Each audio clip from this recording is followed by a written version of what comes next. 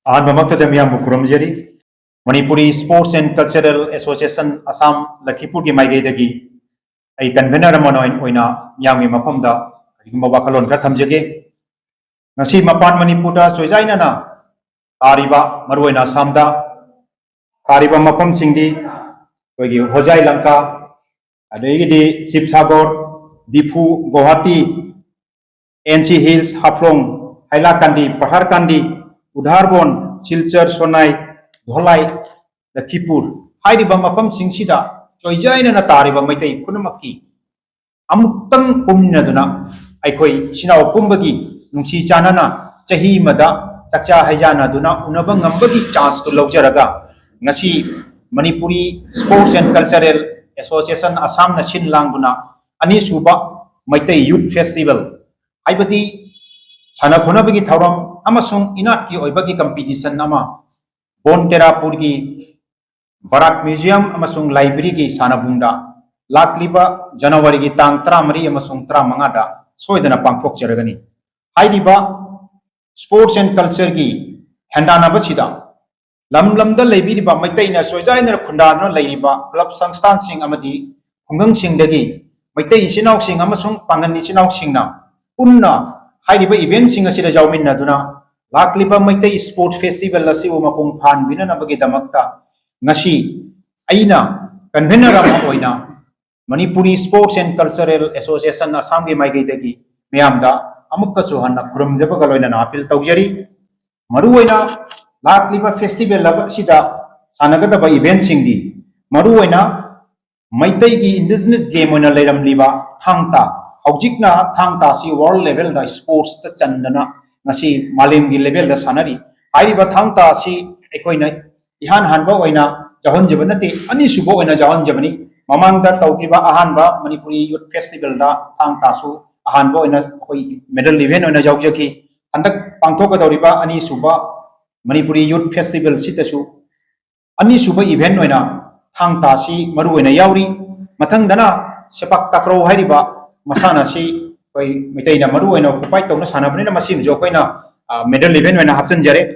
matang sina aikoi king of the game haibadi football si 5 year side ki haibadi futsal gi thongda aikoina futsal gi competition sima su thamjare loinana boxing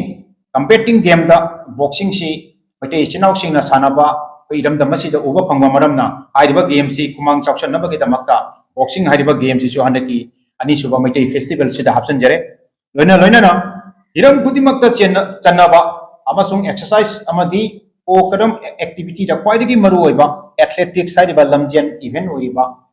chenjong mangjong si su handaki Anisuba Meitei Youth Festival sida medal event oina yaujari loinana cultural habidi inat ki thorum singda hamba thoibagi jagoi Laima jagoi amasung maibi jagoi hairiba folk dance solo dance hairiba culture gi oiba inat ki oiba thorom chingsu hendanabagi lamda hairiba Meitei Youth Festival sida yauri maram aduna amukka suhanna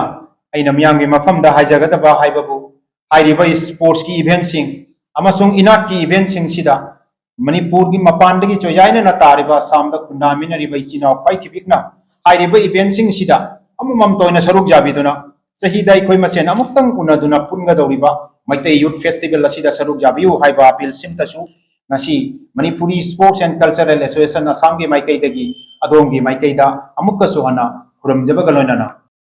hairiba Meitei Youth Festival asigi